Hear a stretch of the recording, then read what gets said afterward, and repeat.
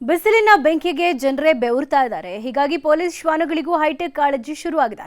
Crime track ಮಾಡೋ bomb ಪತ್ತೆ ಹಚ್ಚೋ police ಡಾಗ್ಸ್ಗಳಿಗೆ ಈಗ ಕೂಲರ್ ಸೌಲಭ್ಯ ಕಲ್ಪಿಸಲಾಗಿದೆ. ಬೇಸಿಗೆಯ ತಾಪಕ್ಕೆ ಶ್ವಾನಗಳು ಬಳಲದಂತೆ ಪೊಲೀಸ್ ಇಲಾಖೆ ಫುಲ್ ಅಲರ್ಟ್ ಆಗಿದೆ. ಈ ಕುರಿತಾದ ಕಂಪ್ಲೀಟ್ ರಿಪೋರ್ಟ್ ಇಲ್ಲಿದೆ.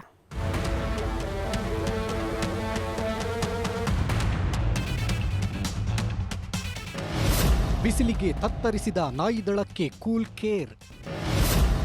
ಬಿಸಿಲಿನ ತಾಪ ತಪ್ಪಿಸಲು ಖಾಕಿ ಸ್ಪೆಷಲ್ ಕಾಳಜಿ.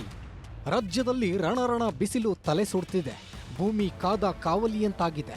ಸೂರ್ಯನ ಶಾಖಕ್ಕೆ ಕರುನಾಡ ಮಂದಿ ಹೈರಾಣಾಗಿದ್ದಾರೆ. ಹಬೆಗೆ ತತ್ತರಿಸಿ ಹೋಗಿದ್ದಾರೆ.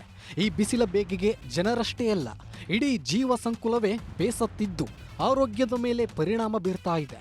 ಹೀಟ್ ಸ್ಟ್ರೋಕ್ ಭೀತಿ ಎಲ್ಲರನ್ನ ಕಂಗೆಡಿಸಿದ್ದು ಪೊಲೀಸ್ ಇಲಾಖೆ ಅಲರ್ಟ್ ಆಗಿ ಪೊಲೀಸ್ ನಾಯಿಗಳಿಗೂ ಹೈಟೆಕ್ ಕಾಳಜಿ ಶುರು ಮಾಡಿದ್ದಾರೆ.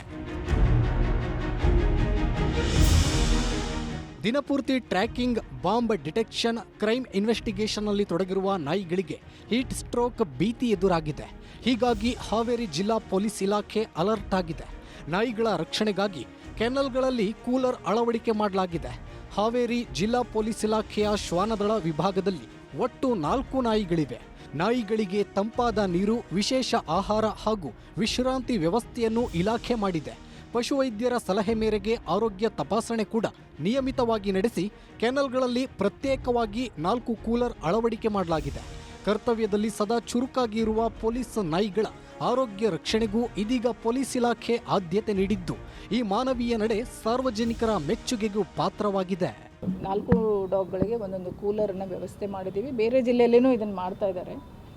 ಇದರಿಂದ ಏನಾಗುತ್ತಂದರೆ ಹೀಟಿಂದಾಗಿ ವೀಕ್ನೆಸ್ ಆಗೋದು, ಡಲ್ ಆಗೋದು, ಆ್ಯಕ್ಟಿವ್ನೆಸ್ ಕಡಿಮೆ ಆಗೋದು, ಅಥವಾ ಡಿಹೈಡ್ರೇಷನ್ ಆಗೋದು, ಡಯೇರಿಯಾ ಆಗೋದು, ಸ್ಟ್ರೋಕ್, ಫೈನಲಿ ಸ್ಟ್ರೋಕ್ದಂಥ ಇವನ್ನೆಲ್ಲ ತಪ್ಪಿಸ್ಲಿಕ್ಕೆ ನಾವು ಈ ಥರ ಮಾಡಿದ್ದೀವಿ. ಸಾನ್ಸಾ ಮತ್ತು ಕೈರಾ ಸೇರಿದಂತೆ ಒಟ್ಟು 4 ನಾಯಿಗಳು ಇಲಾಖೆಯಲ್ಲಿವೆ. ಸರ್ಕಾರಿ ಖರ್ಚಿನಲ್ಲಿ ಪ್ರತ್ಯೇಕವಾಗಿ 4 ಕೂಲರ್ ಅಳವಡಿಕೆ ಮಾಡಲಾಗಿದೆ.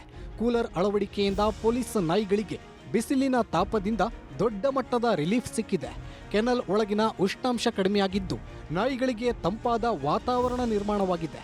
ಬೇಸಿಗೆಯಲ್ಲಿ ನಾಯಿಗಳಿಗೆ ನೀಡುವಂತಹ ಊಟದ ಪದ್ಧತಿಯಲ್ಲೂ ಸ್ವಲ್ಪ ಮಟ್ಟಿಗೆ ಬದಲಾವಣೆ ಮಾಡಲಾಗಿದೆ.